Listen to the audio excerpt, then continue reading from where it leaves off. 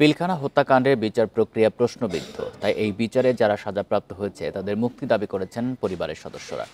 মঙ্গলবার দুপুরে জাতীয় প্রেস ক্লাবে এক সংবাদ সম্মেলনে পরিবারের সদস্যরা বলেন, বিডিআর হত্যাকাণ্ডে যে কমিশন গঠিত হয়েছে তারা স্বাধীনভাবে কাজ করবে।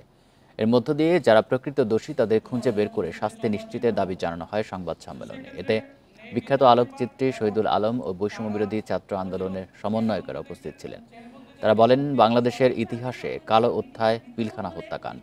৫৭ জন সেনা কর্মকর্তা ও বহু বিডিআর সদস্যকে হত্যা করা হয় পরিকল্পনা করে।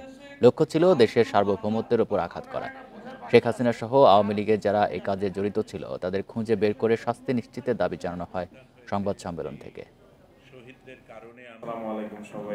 রহস্যজনকভাবে কাউকে ছেড়ে দেওয়া হয়, কাউকে আটক করা হয়। কি কারণে কাউকে খুন করা হয়, যাতে সত্য তথ্যটা না বেরিয়ে আসে, সেই জিনিসটা আমাদের সকলের কাছে পরিষ্কার। তারপরেও এরকম একটা অন্যায় হতে থাকবে, এটা আমরা হতে দিতে পারি না। আমরা অবশ্যই চাই সুবিচার হোক। বাংলাদেশের স্বাধীনতা এবং সার্বভৌমত্ব বিরোধী পিলখানা হত্যাকাণ্ডের রায় হাসিনার সময়ে দেখেছি, সেই রায় যেন বাতিল করা হয়।